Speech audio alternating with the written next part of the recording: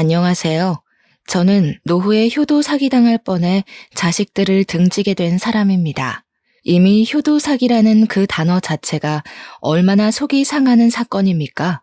자녀를 둔 부모들은 상상만 해도 속이 썩어 문드러지는 일이라 동감할 수 있을 거라 생각해요. 저도 최소한 남 부끄러운 짓은 안 하고 살았기에 자식들이랑 같이 백년해로하며 다복하게만 살 줄 알았어요. 자식들 시집 장가 보내고 손주들 한 번씩 보면서 그리 평범한 삶을 살 줄 알았단 말입니다. 제가 전생에 무슨 큰 죄를 지었길래 자식과 갈등이 생겼는지 모르겠어요. 차라리 남편한테 배신을 당한 거라면 이보다 덜 아플까요? 저를 낳아준 부모님에게 버림을 받는 것이 상대적으로 더 나았을까요? 제 뼈와 살을 깎아서 정말 소중하게 키운 자식들입니다. 적어도 살아생전 제 손으로 자식들을 놓아야 되는 날이 올 줄은 몰랐는데 지금도 우리 아들, 딸이 보고 싶어서 힘들 때가 있어요. 부모로서 제가 내린 결정이 맞는 길인지도 모르겠습니다. 그냥 다 모르겠어요. 저랑 남편을 위해서라면 제 마음속의 그리움을 떨쳐내야 하는데 그게 잘 안 되네요. 그래도 내 자식들이니까 죽기 직전에는 얼굴 한번 보는 게 좋을는지 제 이야기 한번 들어봐 주세요. 제게는 인생 최대로 멋진 남편이 있습니다. 남편은 젊은 시절 이팔 청춘을 아끼지 않고 열혈하게 살아온 사람이에요. 남편은 외벽 청소 업체에서 일을 하는 사람이었는데 아르바이트로 시작해서 정규직으로 전환이 된 경우였고 그곳에서 일을 오랫동안 지속해 많은 돈을 벌었습니다.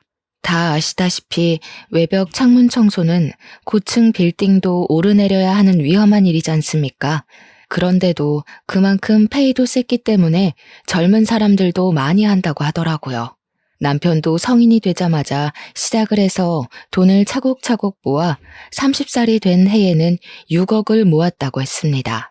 그렇게 모으는 것도 참 힘든 일이잖아요. 남편이 허리띠 졸라매며 돈 모으는 데만 집중하고 살았다고 했고 그 때문에 청춘이라면 누구나 즐겼을 애인이나 친구는 한 명도 없다고 했어요. 저와 남편은 평소 겹칠 만한 동선이 없어서 인연이 만들어지기 어려운 사이였는데요. 그런 제가 남편을 만날 수 있었던 건 남편이 일하는 업체 상사의 친구가 우리 아빠랑 아는 사이였기 때문이었어요. 업체 상사님이 남편을 평소 좋게 봤는데 젊은 사람이 젊은 세월 아깝게 일만 한다고 많이 잔소리를 했었다네요. 그래서 애인 좀 사귀라고 소개해준 사람이 바로 저였습니다. 일이랑 돈 모으는 것 말고는 관심도 없었던 남편은 나이가 30살 되니까 주위 동료들이 결혼을 하는 걸 보고 자기도 결혼을 위해 돈을 모아왔다는 걸 뒤늦게 자각을 했다고 해요. 결혼을 위해 돈을 모으고 있었는데 정작 여자는 없는 희한한 상황이었던 거죠. 뒤늦게라도 그걸 깨달은 남편은 소개팅에 흔쾌히 참석을 했고 저와 참 인연이 되었습니다. 연인이 되고 보니 남편이 어떤 사람인지 좀 더 깊은 내막을 확인할 수 있었는데요. 실제로 남편은 주머니 사정이 넉넉했던 것과 달리 단가 저렴한 옥탑방에 살고 있었고 전기세 가스비를 철저하게 아꼈습니다. 그리고 옷도 한참 예쁠 나이에 입을 만한 옷이 아닌 작업에 용이한 꾸질꾸질한 옷밖에 없었어요. 그래도 이상하게 저는 그게 참 좋았습니다. 서로 잘 맞는다는 게 이렇게 서로의 인생을 그대로 인정해주는 것이 아닌가 싶어요. 저희는 그렇게 서로 존중하며 만나서 결혼까지 하게 된 사이예요. 제가 남편의 첫사랑입니다. TV나 드라마를 보면 청년, 중년, 장년 할 것 없이 남녀 짝을 이루는 연애 프로그램이 종종 방영을 하잖아요. 저는 두어 번 남자를 만나봤고 남편이 첫 번째 남자는 아니었는데 남편은 제가 첫사랑이다 보니 이혼하지 않는 이상 다른 여자를 못 접해보지 않습니까? 그게 왠지 아쉬울 것 같아서 남편에게 슬쩍 물어보면 남편은 꼭 저를 반성하게 만들었습니다. 당신이랑 잘 먹고 잘 살 생각만 해도 바쁜데 무슨 다른 사람 생각까지 해? 나 그렇게 몸 여러 개인 사람 아니야. 나한테는 당신만으로도 충분히 과해. 남편이 어떤 사람인지 짐작이 되실지 모르겠어요. 남편은 항상 저더러 자기한테 과분하다고 하는데 저야말로 남편이 너무 과분하게 좋은 사람이라서 나쁜 생각을 할 겨를이 없습니다. 남편 때문에 늘 행복하다 보니까 옥탑방에서 남편 따라 구두쇠처럼 사는 것조차도 즐거움이더라고요. 남편이 저와 결혼을 하고 나서 이사를 가려고 했지만 제가 만류했습니다. 아이 낳으면 돈 들어갈 일이 많으니까 우리끼리는 최대한 아낄 수 있을 만큼 아끼다가 아이 생기면 이사를 가자고 했어요. 저는 진심으로 괜찮아서 그렇게 말한 건데 남편은 저를 옥탑방에 재우는 내내 미안해했습니다. 그래서 첫째가 더 빨리 생겼을지도 모르겠네요. 결혼을 한 지 얼마 안 돼서 딸이 생겼고 저희는 남편이 바랬던 대로 옥탑방을 탈출할 수 있었어요. 그리고 좋은 아파트에서 연년생으로 아들까지 생겼죠. 당연히 남편이 부지런히 모은 돈 덕분에 신혼살림은 평수 넓은 아파트에서 좋은 가구로 시작을 할 수 있었습니다. 남편 말로는 처음부터 이렇게 시작해주고 싶었는데 저 때문에 미뤄져서 속상했다고 하더군요. 저는 그냥 남편이 뼈 빠지게 모은 돈을 너무 한꺼번에 날리는 게 아닌가 좀 미안해서 그랬어요. 시집을 가면서 제가 보탠 거라곤 예단비 6천만 원밖에 없었거든요. 그럼에도 남편은 늘 그렇게 말했습니다. 언젠가 하게 될 결혼을 위해 모은 돈이라서 자기는 이미 저를 만나 꿈을 이룬 거라고 말이죠. 그 담백한 고백에 사랑받는 느낌이 들어서 주책맞게 눈물을 보였던 기억이 나네요. 그렇게 저는 남편의 무한한 지원을 받았고 우리의 소중한 아이들을 남부럽지 않게 키웠습니다. 아들이랑 딸이 하고 싶은 게 있으면 최대한 시켜주려고 했고 주말에 한 번은 꼭 나들이를 나갔죠. 다른 학부모들이 밝게 자란 우리 애들을 볼 때면 꼭 하는 말이 있었는데요. 어쩜 그렇게 철이 들어있냐는 말이었어요. 어른스럽게 키운 건 아닌데 애들이 알아서 얌전하고 똑똑하게 자라주더라고요. 그리고 보통 연년생에다 형제자매면 항상 받는 질문이 혹시 싸우지는 않냐는 건데 저희도 그 부분이 참 신기했어요. 우리 애들은 크게 싸우질 않더라고요. 다른 집안에 비해 크게 부모 속을 썩이는 부분도 없었습니다. 저랑 남편은 아이들에게 큰 소리를 한 번 낸 적이 없어요. 그럴 필요 없이 아이들이 알아서 서로에게 양보하고 공부하고 잘 어울려 지냈거든요. 이렇게 말하면 좀 잘난 척하는 것 같겠지만 아마 저희는 성실하게 살아서 애들도 그걸 보고 배운 게 아닌가 그렇게 생각할 수밖에 없었어요. 근데 또 반대로 저희 부부가 자식을 보고 깨닫고 배우는 것도 많았습니다. 심지어 애들이 주는 효도는 여기서 끝이 아니었어요. 바람직하게 자란 둘은 사이좋게 명문대까지 입학을 했고 번듯한 직장인이 되었는데요. 미성년자라 하지 못했던 능력으로도 저희에게 마음을 표현해 주더라고요. 바로 용돈 말이죠. 아들이랑 딸이 첫 월급을 받고 우리에게 그 금액을 고스란히 건네준 적이 있었어요. 신이 나서 월급을 내미는 애들을 보면서 저희는 수고 많았다고 다독여주기보단 급하게 손사래를 쳤습니다. 아유, 됐다. 우리가 돈이 없는 것도 아닌데 내 새끼들 코 묻은 돈을 어떻게 받니? 너희들이 고생해서 번 돈인데 너희 하고 싶은 거 이참에 잔뜩 해보면서 써. 그래, 엄마 말이 100번 맞다. 마음만 받은 걸로 할 테니까 앞으로 우리한테 용돈 같은 건 안 줘도 돼. 아직도 이 엄마 아빠 눈에는 한참 아기 같은데 줘도 우리가 용돈을 줘야지.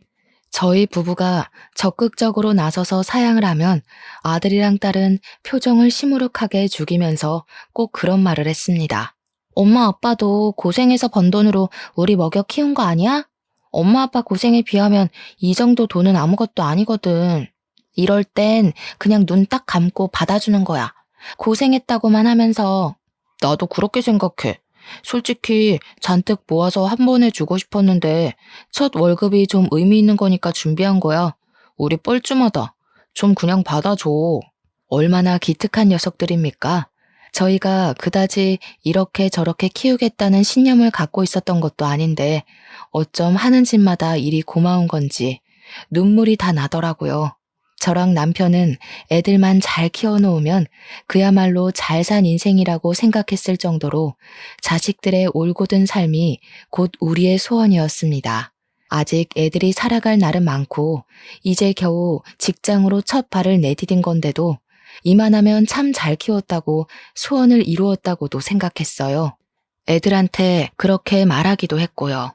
그랬던 저희 가족이 결국 서로 등을 돌리고 죽기 전까지 얼굴을 볼까 말까 할 사이가 될 줄 누가 알았겠습니까?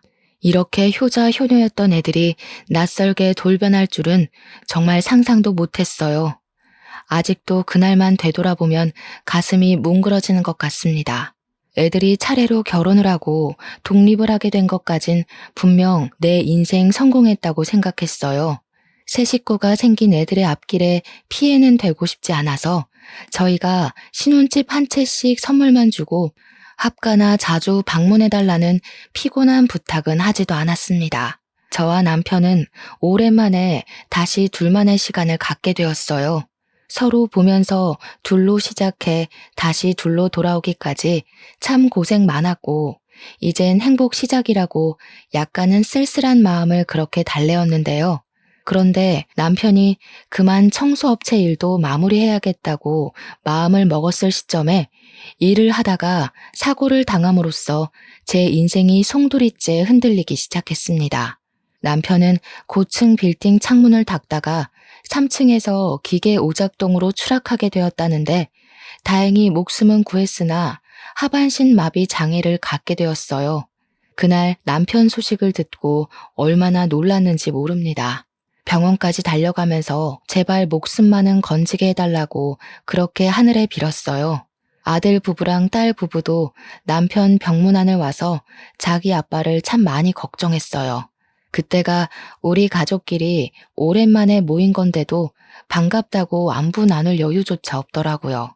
남편이 무사히 깨어난 건 정말 감사한 일이지만 하반신 마비뿐만 아니라 남편 머리도 살짝 다치는 바람에 언어 쪽에도 문제가 생겨 남편 말이 어눌해졌어요. 너무 속상하고 남편이 불쌍해서 저랑 자식들이 많이 울었습니다. 그럼에도 남편은 그놈의 집안 가장이란 게 뭔지 그런 책임감 때문에 절대 우리 앞에서 눈물을 안 보이더라고요. 그냥 우리들 손을 한 번씩 꼭 잡아주면서 어렵사리 미안하다고만 했습니다. 뭐가 미안하다는 건지 모르겠어요. 이미 모은 돈도 많았고 딸이랑 아들도 다 자기 살 길 잘하고 있어서 더 이상 지원해줄 필요가 없는데 미련하게 착하기만 해서는 자기 다친 걸 왜 사과하고 있는 건지 남편이 그렇게 말할 때마다 속상해서 죽을 뻔했습니다. 아마 남편은 자기가 무너졌으니 집안의 기둥을 스스로 무너뜨린 격과 같다고 생각하는 듯 했어요. 자식들까지 나서서 남편에게 미안해하지 말라며 아빠 일 더 빨리 그만두게 못해서 자기들이 오히려 미안하다고 남편을 달래었습니다. 참 하늘도 무심하지 않습니까? 이렇게 열심히 산 사람이 무슨 죄가 있다고 이런 벌을 주는 건지 모르겠어요. 그냥 결혼을 위해서 돈만 모았고 자식을 위해서 돈만 모았고 이젠 저희 노후를 위해서 더 돈을 마련하려고 했을 뿐인데 대체 제 남편이 뭘 그렇게 못나게 살았다고 평생 걷지 못하게 만들었냐고요. 제가 남편 사고가 있고 난 후부터 신을 믿지 않아요. 저한테 신은 이미 남편이었는지도 모르겠네요. 그저 남편만 모시고 싶고 제 목숨 바쳐 지켜주고 싶을 뿐이었습니다. 저는 불쌍한 내 남편에게 이제 그만 책임감 좀 내려놓으라고 사정까지 해버렸어요. 그런데 지나고 보니 그런 생각이 들더라고요. 남편이 이렇게 고군분투하며 망가진 상황에서 남편을 진심으로 걱정하고 슬퍼했던 건 어쩌면 나뿐이었을지도 모른다는 생각이요. 왜냐면 남편이 입원해 있는 동안 딸과 아들의 태도가 달라진 걸 느꼈기 때문입니다. 아들이랑 딸은 결혼하고 나선 얼굴을 잘 볼 수 없을 만큼 왕래가 어려웠는데 남편이 사고를 당하고부터는 병문안 겸 우리를 보러 자주 와주었습니다. 그게 저는 마냥 고맙기만 했고 애들이 부모를 많이 걱정해서라고 막연하게만 생각했죠. 그러다가 언제부터 이상함을 감지했냐면 그렇게 우애좋던 아들과 딸의 사이가 어느 순간 틀어진 걸 목격했을 때부터였어요. 여느 때처럼 병문안으로 온 자녀들은 서로 방문 시간이 겹쳤는데요. 밖에서 어떤 기척이 들리는 것 같은데 웬일인지 병실로 바로 들어오지 않고 웅성거리는 소리만 들리는 겁니다. 애들끼리 무슨 일 있나 싶어 문을 열려고 다가갔거든요. 근데 대화 소리가 미세하게 들리자마자 차마 문을 열 수가 없더라고요. 네가 언제까지 집에 막내일 것 같은데? 막내라고 좀만 알랑방귀 끼면 엄마 아빠가 너한테 다 넘어오기라도 할 것 같나 봐? 아직도 네가 엄마 아빠 눈엔 갓난아기인 줄 아냐? 욕심 부리는 거 다 티나거든? 그러는 누나야말로 갑자기 자주 오는 이유 다 티나. 누가 봐도 딴 맘 있어서 그런 거 아니야? 엄마 아빠가 장녀 하니까 혹시나 콩고물 좀 더 떨어지진 않을까 쇼하는 거잖아. 매형은 이런 여자 매일 보고 사느라 얼마나 숨이 막힐까? 네가 할 소리는 아니지 않아? 올케야말로 참 불쌍해. 자기밖에 모르는 이기적인 새끼 만나서 매사에 언제 바람 피울지 전전긍긍하며 살아야 되잖아. 올케는 모르나? 네가 결혼 전에 이 여자 저 여자 양다리 걸친 전적 있다는 거? 그 순간 아들이 약간 언성을 높이면서 딸한테 쌍욕을 섞었고 뭔가 손찌검이 오갈지도 모를 만큼 분위기가 험악해졌음을 느꼈습니다. 그제야 저는 문을 활짝 열었어요. 아니나 다를까 아들이 급하게 손을 내리는 걸 보고 말았습니다. 아들이랑 딸은 저를 보자마자 당황해서 대화를 바로 중단했고 제게 간결한 안부만 물으며 서로 얼굴도 안 보고 병실 안으로 들어갔어요. 애들이 억지 웃음을 짓는데 그 순간 심장이 벌렁거렸습니다. 도대체 무슨 일이길래 생전 안 싸우던 둘이 갑자기 저러는 건지 걱정이 되었어요. 제가 몰래 엿들은 거라 다짜고짜 나서서 혼낼 수도 없는 상황이었습니다. 일부러 남편한테는 비밀로 했어요. 괜히 아픈 사람까지 걱정하게 만들기 싫었습니다. 그리곤 제가 슬쩍 애들한테 요즘 뭐 문제 없냐고 떠보았는데요. 애들은 그저 별일 없다고 똑같이 둘러대기만 하더군요. 찝찝하긴 했지만 그냥 그렇게 알고 넘겨야 했습니다. 생각해보니 남매끼리 싸울 수도 있는 건데 제가 너무 예민하게 반응했다고 생각했어요. 간병 생활을 하다 보니 더 이상 병원에서 해줄 치료는 다 끝이 났고 남편에게 재활 치료만 필요하던 상황에서 이젠 집 문제가 저희 걱정으로 다가왔는데요. 앞으로도 우리 둘만 쭉 살 텐데 굳이 큰 집이 필요한가 싶은 생각을 저와 남편이 똑같이 했습니다. 게다가 당시 저희 아파트가 미로식으로 되어 있어서 남편이 휠체어를 타고 다니기엔 동선이 불편하기도 했어요. 그래서 제가 먼저 집을 내놓을까 하고 의논을 했는데 남편이 다른 제안을 하더라고요. 그러지 말고 이 집을 애들한테 증여해 주는 건 어때?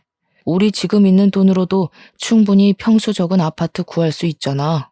이왕이면 애들한테 재산 하나 크게 남겨주면 좋을 것 같아서. 이 착한 남편은 아직도 다 큰 자녀들이 마냥 품 안의 아기라고 생각하고 있었어요. 물론 그건 저도 마찬가지고 어느 부모나 당연한 소리겠지만 한편으론 자식들에게 아낌없이 퍼주는 남편이 너무 바보같이 착하고 욕심이 없어서 안타까웠어요.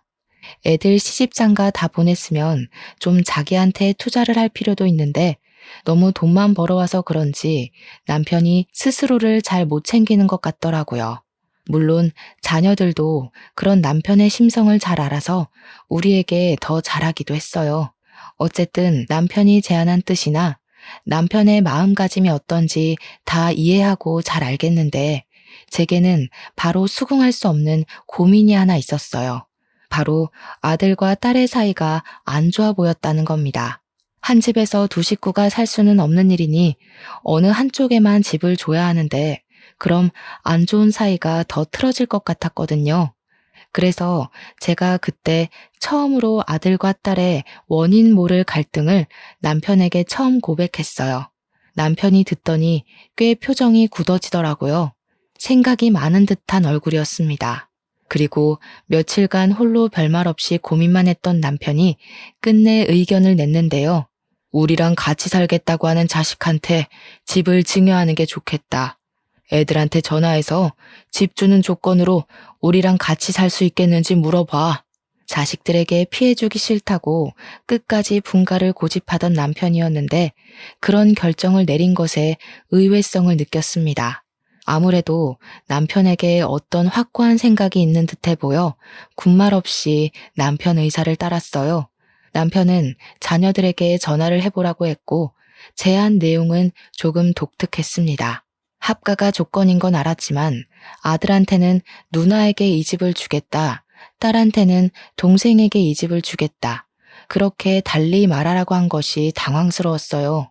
그래도 일단 남편이 시키는 대로 애들한테 전화를 해서 똑같이 알렸습니다. 충격적이게도 둘의 반응이 달랐습니다.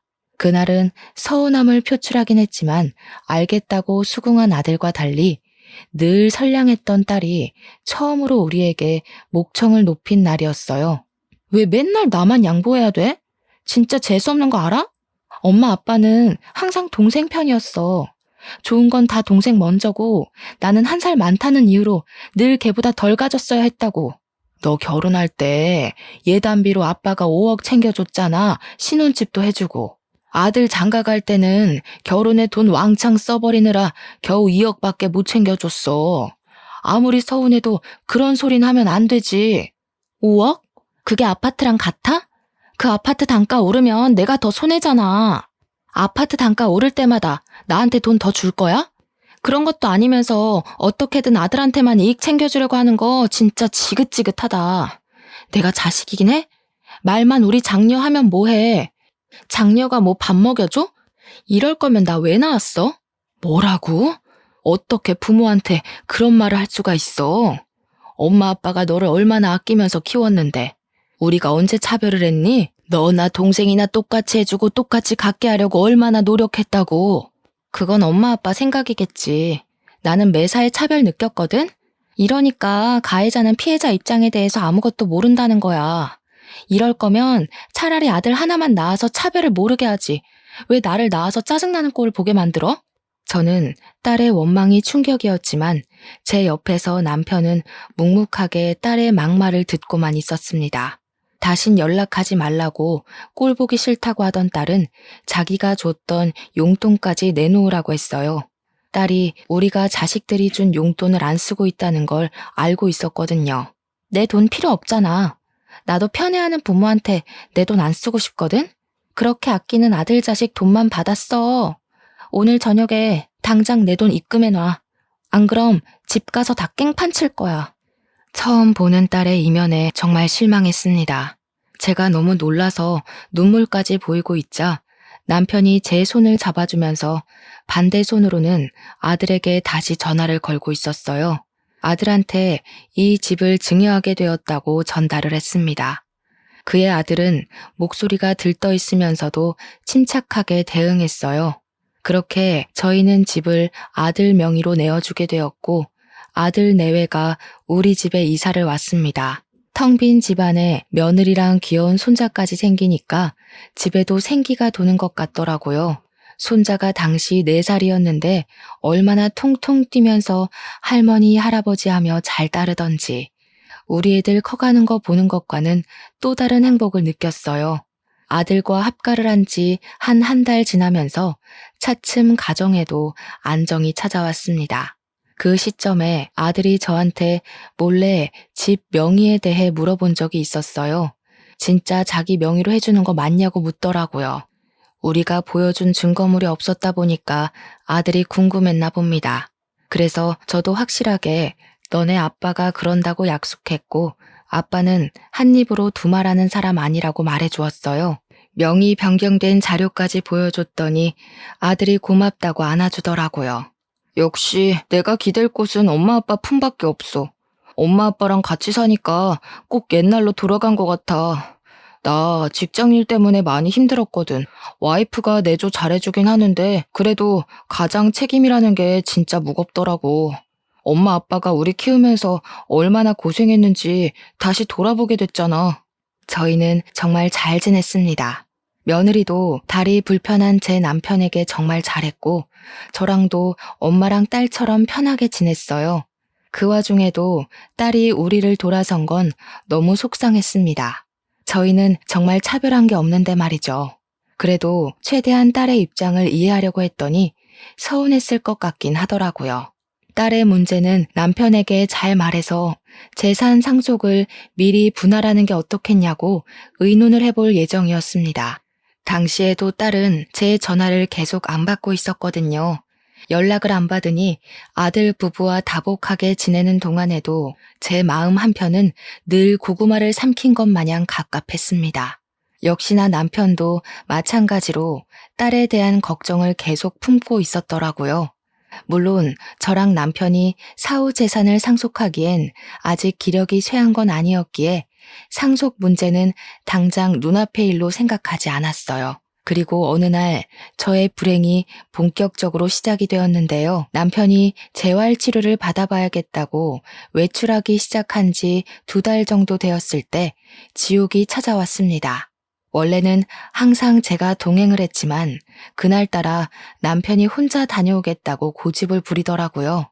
남편이 여전히 휠체어를 타고 있던 신세라 홀로 두기에 걱정이 되었습니다. 하지만 남편의 뜻을 존중해 홀로 보내게 되었죠.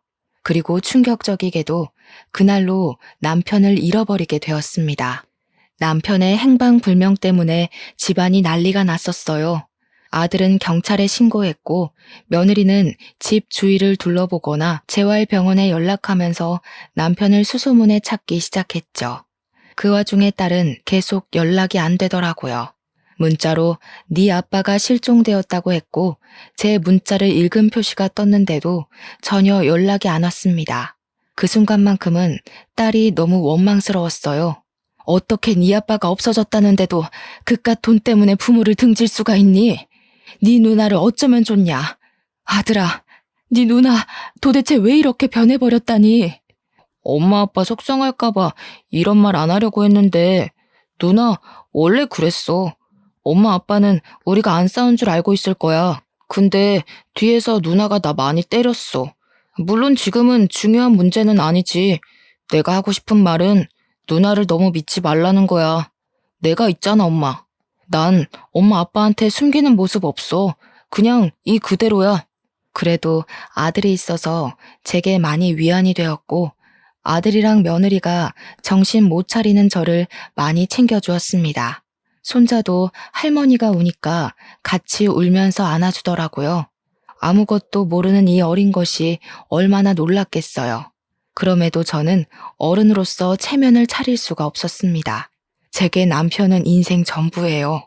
남편을 잃을지도 모른다는 생각 때문에 매 순간 살이 도려지는 것처럼 아프더라고요. 그날 이후 저는 거의 반정신 나간 채로 밤낮 없이 남편을 찾았습니다. 그러길 1달이 지나고 2달이 지나도 남편은 집에 돌아오지 않았어요. 제게는 당시의 하루하루가 정말 지옥이나 다름없었습니다. 이 와중에 서운했던 건 저는 남편을 전혀 포기하지 않았는데 이미 아들이랑 며느리는 지친 기색을 보이더라고요. 제가 또 남편을 찾으러 나가려고 하면 아들이 더 이상 찾을 곳도 없다고 그냥 경찰 연락 기다리자고만 했습니다. 네 아빠가 그 불편한 몸으로 어디서 어떻게 됐을지도 모르는데 내가 잠이 오겠어? 그날 옷도 춥게 입고 갔단 말이다. 너희들이나 경찰 연락 기다려라. 저는 매일 같은 시간에 외출을 해서 그 뒷일은 전혀 모르고 있었거든요. 그런데 저 때문에 아들이랑 며느리가 자주 다퉜나 보더라고요. 제가 불지른 부부싸움의 갈등이 커질 대로 커져 불똥이 저한테 튀었을 때야 제가 눈치챘던 상황입니다. 그땐 믿을 수 없게도 아들마저 점점 막 나가기 시작했어요. 나 묻고 싶은 게 있는데 아빠 살아계실 때 재산 분할해놨대? 설마 상속인 엄마한테 넘긴 거 아니지? 원래 이런 건 살아있을 때 미리 자식들한테 알려줘야 되는 건데 돈만 버느라 그런 지식도 없었나? 그게 무슨 말이니? 지금 네 아빠가 죽기라도 했다는 거야? 그리고 아빠한테 말버릇이 그게 뭐야? 아빠가 공부하기 싫어서 안 했어? 너희들 뼈 빠지게 키우느라 아무것도 못한 거 아니야. 우리 때문에 아무것도 못했다는 소리 좀 그만해. 그런 거 다 핑계야.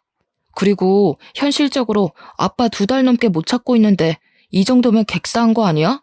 다 늙은 나이에 갑자기 딴 여자 생겼다고 집 나간 건 아닐 거잖아. 그날 저는 처음으로 아들의 귀싸대기를 후려쳤습니다.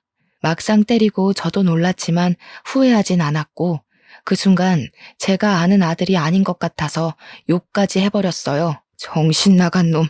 아들이나 딸이나 네 아빠가 젊은 시절 다 버려가면서 부잣집 자식들을 부럽지 않게 키워놨는데 어떻게 이딴 식으로 행동할 수 있어? 너는 안 그런 사람이라며? 네가 누나랑 다를 게 뭐야? 나 누나랑 똑같은 사람이야. 누가 부잣집 안 부러워했는데? 엄마, 우리 부잣집 엄청 부러워했어. 나랑 누나 똑같이 부족하게 살았다고. 남 부럽지 않게 키웠다는 거 솔직히 엄마 아빠 개인적인 자부심이잖아. 자기 위로하느라 정작 우리 마음이 어땠는지 제대로 보기 싫었던 거 아니야? 저는 참지 못하고 아들의 얼굴에 한 번 더 손을 대려고 했습니다. 그 순간 며느리가 소리를 빽 지르면서 그만하라고 저를 밀어냈어요. 부모가 돼서 어떻게 자식한테 손찌검을 할 수가 있어요? 어머님 아들이기 전에 제 남편이에요. 저도 함부로 안 하는 남편을 어머님이 무슨 자격으로 손대시는 건데요? 노인네 냄새나는 집에서 2분 모시고 사느라 제가 얼마나 스트레스 받는지 아세요? 남편 때문에 참고 있었는데 남편은 건들면 안 되죠. 며느리의 발언 또한 제 머리를 강하게 내려치는 발언들이었어요. 그때 제가 며느리에게 밀려 싱크대 선반에 허리를 부딪히고 주저앉았는데도 며느리가 제 상태는 묻지도 않고 자기 남편만 챙기더라고요. 그러자 며느리 덕분에 쓸데없이 힘을 얻은 아들은 그저 저를 꼴보기 싫다며 그냥 남편 찾아가라고 부추기기 시작했는데요. 아빠도 없는 집에 있을 이유 뭐 있겠어.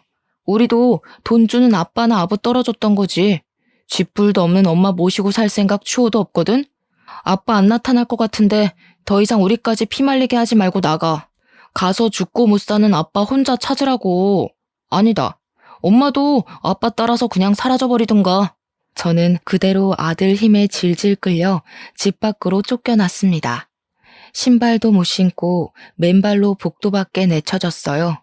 급하게 문을 두들겼지만 아들이 문을 열어주지 않더라고요. 어쩌다가 저랑 남편 신세가 이렇게 찬밥이 되어버렸는지 서럽기만 했습니다. 저희는 그저 살면서 자식들 생각만 하며 그 많은 세월을 견뎌왔는데 자식들 크는 거 보면서 피로하고 힘들어도 행복하게 살아왔는데 그게 왜 이런 결과를 낳았는지 모르겠더라고요. 저도 저지만 삶의 반평생을 가족만을 위해 살아온 남편이 너무 불쌍했어요. 대체 남편은 어디로 간 걸까요? 집 밖으로 쫓겨난 저는 복도만 전전하며 아들이 출퇴근할 때마다 집으로 들어가려고 사정했지만 아들이 결국 경비실까지 신고를 해버리는 바람에 1층으로 끌려 내려와 버렸습니다. 저는 그렇게 아파트 주위를 떠나지도 못하고 아파트 입구 밖에서 망연자실한 채 쭈그려 앉아 있었어요. 몇 끼를 굶은 바람에 노숙자가 되어서 정신을 잃었던 것 같습니다. 남편도 없는데 그냥 이대로 차가운 길바닥에서 동상으로 죽거나 굶어서 세상을 뜨길 바랐어요. 제가 살아야 되는 이유들을 다 잃어버렸으니 살고 싶지 않았습니다. 그렇게 언제인지 모르게 눈을 감았는데 다시 떠보니까 병원이더라고요. 그리고 그때 제 옆을 지키고 있는 남편을 발견했습니다. 저는 기력 없는 몸을 일으켜 꿈인지 아닌지 분간하기 위해 남편을 한참 바라봤고 남편이 제 이름을 불러줬을 때야 울음을 터뜨리면서 남편을 부둥켜 안았어요. 도대체 어떻게 된 거야? 나 두고 어딜 갔다 온 거냐고. 내가 그동안 무슨 짓을 당했는데 당신 없어서 얼마나 힘들었는데 당신 없으면 나도 못 사는 거 알면서 대체 말도 없이 어딜 갔다 왔어? 남편에게 질문은 왕창했지만 정작 오열하느라 대답을 들을 정신은 없었습니다. 남편은 제가 진정할 때까지 다독여 주었어요. 다신 남편을 못 보는 줄 알고 얼마나 조마조마했는지 모릅니다. 남편을 안 보는 그 모든 시간 동안에도 저는 남편이 죽었다고 생각한 적이 단 한순간도 없었어요. 하지만 어쩌면 돌아오지 않을지도 모른다는 생각은 살짝 했던 것 같아요. 제가 차가운 길바닥에서 잠이 들기 전까지도요. 어쨌든 남편은 그 사이 발음이 이전보다 좀 많이 좋아져 있었습니다. 옛날에는 남편의 말을 2번 정도 들어야 했는데 이젠 제법 소통이 빨리빨리 가능했어요. 그 모습을 보고 저는 더 반가워서 그간 서러웠던 일들을 남편한테 전부 토로했습니다. 남편은 저를 한참 달래주며 미안하다고 사과했어요. 제가 차차 진정이 되어갈 때쯤에 남편이 제대로 된 사정을 얘기해 주었는데요. 남편의 입에서 가히 충격적인 발언이 나오기 시작했습니다. 아들만큼은 잃고 싶지 않았는데 결국 남매끼리 이런 것까지 빼닮았구나. 나 일부러 실종된 척했어. 아들이 당신을 버리나 안 버리나 시험해 본 거야. 그 뒤로 남편이 쭉 설명해 주길 딸이 망가졌던 것처럼 아들이라고 안 그럴 거란 확신이 없었다고 합니다. 제가 지난날에 아들이랑 딸이 사이 안 좋다고 말했었는데 남편이 그 소리를 듣고 자식들이 자기의 사후 재산을 욕심내고 있을 수 있겠다는 생각을 넘겨 짚었다고 하더라고요. 그래서 집을 증여해 주기로 속이면서 시험을 해보고 싶었대요. 그러니까 사실 명의를 이전했다고 한 건 다 거짓말이었다고 하는 겁니다. 부동산 계약서에 적힌 명의도 아들을 낳기 위한 낚시용이었으니 가짜라네요. 남편은 자식들에게 미끼를 던지면서도 제발 자식들이 낚이지 말길 바랬다고 했어요. 그러나 실망스럽게도 남매 둘이 똑같이 돈에 눈이 멀어 있는 걸 확인했고 낳아주고 키워준 부모보다 돈을 노리는 하이에나들일 뿐이었다는 걸 느꼈다고 했습니다. 남편은 아들이 혼자 있는 저를 어쩌면 내다버릴 수도 있겠다고 최악의 상황까지 예측을 했었는데 그 예측이 들어맞자 남편도 많이 힘들었다고 합니다. 그러면서 저한테 다시 한번 미안하다고 했어요. 딸이랑 아들을 혼내주고 다그칠 생각이었지 제게 피해를 주고 싶진 않았는데 이게 보통 문제가 아니라서 차마 저한테 숨겨야 했다고 했습니다. 그런 거 다 상관없었어요. 저는 남편만 제 곁에 있으면 된다는 걸 알게 된 시간이었고 남편이 다시 돌아왔으니 다른 문제는 다 용서할 수 있었습니다. 다시 돌아온 남편은 심지가 단단하게 굳어있는 상태였습니다. 이미 자식들을 버리기로 결정을 했다고 하더라고요. 저더러 자식을 버릴 수 있겠냐고 동의를 구하기도 했습니다. 그 어떤 고백과 질문보다 남편이 물은 그 제안이 세상에서 가장 괴롭고 슬펐어요. 대답을 하기까지 자식들을 키워온 지난날의 축복들이 머릿속에 자꾸 맴돌아서 쉽사리 입술이 떨어지지 않았어요. 그럼에도 남편은 자식들에게 돌아가지 않겠다고 자식들이 가진 부모의 자원을 다 앗을 거라고 단호하기만 했습니다. 그렇게 말하는 남편의 말씨는 시릴 만큼 차가웠지만 눈은 저랑 똑같이 서글프게 잠겨 있더라고요. 그래서 남편 제안에 동의를 했던 거예요. 나만 이렇게 괴로운 거 아니구나. 남편도 이악 물고 있구나 싶었거든요. 그렇게 저희는 아들 부부와 상의도 없이 우리 아파트를 부동산에 내놓았습니다. 그리고 그동안 자식들에게 받았던 용돈을 계좌이체로 돌려줬어요. 당연히 딸에게 줬던 남편의 명의의 신혼집도 철수를 시켜버렸고요. 딸에게 집을 사줄 때는 혹시 모를 이혼으로 인한 재산 분할 때문에 남편이 자기 명의로 해놓겠다고 했었거든요. 그래서 딸도 남편 말에 동감해 그러기로 수긍했던 거고요. 그런데 남편이 자기로 명의를 해놓은 데에 진짜 이유가 따로 있었더라고요. 효도 사기 안 당하려고 그랬대요. 자식들이 하도 부모 재산만 홀랑 빼먹고 버리는 경우가 많아서 그걸 대비했다는 거 아니겠습니까? 자식에게 죽고 못 살아서 다 퍼주기만 하던 양반이었는데 어떻게 그런 대처를 했는지 신기해서 남편한테 물어봤더니 뭐라고 하는 줄 아십니까? 자식도 자식이지만 애초에 내 꿈 이뤄준 사람은 당신이잖아. 당신 없으면 내 꿈도 다 깨져. 난 내 꿈만 지키면 돼. 제가 자식 복은 없어도 남편 복은 있었나 봅니다. 저를 지키기 위해서 효도 사기만큼은 피할 생각이었던 남편의 마음을 알고 저는 더더욱 자식들에게 연연하지 않기로 마음먹었어요. 그래도 남편이 자식들에게 최대한 부모를 배신하지 않도록 기회는 줬더라고요. 겨우 돈 때문에 가족 사이가 분열나는 게 싫었던 남편은 자녀들의 효심이 돈으로 움직이는 가식이어도 좋으니 제발 부모는 배신하지 말라고, 부모가 죽을 때까지 그 더러운 흑심을 모르게 하라고 기회를 준 거였어요. 그런데 이 철딱선이 없는 아들, 딸은 굴러들어온 복을 차버리고 욕심만 내다 보니 결국 가진 것마저 빼앗기게 된 겁니다. 심지어 남편이 살아있는 상황에도 둘이서 사후 재산 지분 가지고 싸웠잖아요. 부모 입장에서 아무리 사랑하는 자식들이지만 충분히 정 떨어질 만했다고 생각하지 않습니까? 아무튼 저희의 돌발 행동 때문에 아들 부부랑 딸 부부는 졸지에 집 없는 길거리 신세가 되고 말았어요. 그때부터 저한테 불티나게 전화가 오더라고요. 이제야 상황 파악을 한 건지 오는 문자만 봐도 둘 다 이미 죄인이더라고요. 잘못했다고, 우리가 생각이 짧았다면서 아빠 찾았냐는 걱정도 이제야 했고, 아빠랑 엄마랑 오랜만에 밥 먹으면서 얼굴 보고 얘기하고 싶다, 우리는 엄마 없으면 못 산다고 별의별 회유의 말을 보내는 거 아니겠습니까? 제가 일부러 전화를 안 받고 있다는 것도 눈치챘더라고요. 하루에 수도 없이 문자가 오는데 어떤 날은 그런 생각이 들더라고요. 제가 단호하게 결정 지어주지 않으면 이 녀석들이 한도 끝도 없이 부모의 손길을 기다리겠구나 하는 생각 말입니다. 그래서 아들, 딸에게 똑같이 답변을 한 통씩 해줬어요. 조건 없는 사랑이 부모의 사랑이라고 해도 그 진심을 함부로 누릴 권리는 너희에게 없다고. 기회를 못 알아보고 너희가 직접 선택한 어리석은 지옥길이니 편하게만 살려 하지 말고 평생 부모에게 저지른 불효를 기억하며 살라고 말이죠. 그리고 우리는 언제 어디서 어떻게 살다가 갔는지 모르게 너희와 절연을 할 거라고 전했습니다. 그래도 저희는 호적까진 정리하지 않았어요. 그렇다고 재산이 자식들에게 상속되게 내버려 둘 건 아니었고, 남편 뜻은 아마 사회에 기부를 할 생각인 것 같았습니다.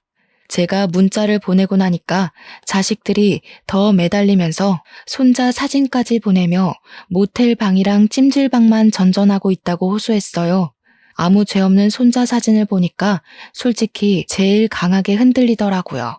그럼에도 남편은 한결같이 단호하게 행동했고 제 전화번호를 아예 바꿔버리는 바람에 저도 그만 자식 지옥에서 벗어날 수 있었습니다. 다행히 저희가 갖고 있던 아파트랑 딸내미 신혼집 물가가 전부 올라서 총 24억을 벌게 되었어요. 저랑 남편이 죽기 전까지 일 안 하고 즐기며 살 수 있게 된 거죠. 현재 저희는 평소 좋아했던 바다를 실컷 보기 위해 바닷가 쪽에 이쁜 집을 구해서 요양 중에 있습니다. 원래부터 자식이 없었던 것처럼 완벽하게 잊고 살 순 없지만 그 근처를 흉내는 낼 수 있겠더라고요. 남편이 일을 안 나가서 몸이 근질근질한지 나들이를 많이 제한하고 있는데요.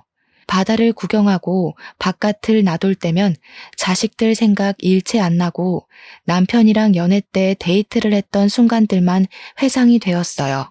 자식을 위해 살았고 자식밖에 없을 줄 알았던 인생이라 생각했는데 남편의 노력 덕분에 저는 또 새 삶의 기회를 얻은 것 같았습니다. 이젠 누군가를 위해 사는 것이 아닌 진정으로 저만의 인생을 누리며 남은 삶을 보낼까 합니다. 당연히 사랑하는 사람과 함께요. 결론은 자식에게 퇴짜 맞았다는 속상한 이야기였지만 드넓은 세상에 다양한 사정이 있는 건 당연한 거라고 봐주시면 좋겠어요. 세상에 정답인 개인사가 어디에 있겠습니까? 저도 청취자분들의 개인적인 삶을 존중하고 응원합니다. 이걸 해피엔딩이라고 해야 할진 모르겠네요. 그래도 저는 아마 행복할 겁니다. 다들 주어진 시간에서 소중한 사람들과 좋은 일만 찾아 누리길 바래요. 감사합니다.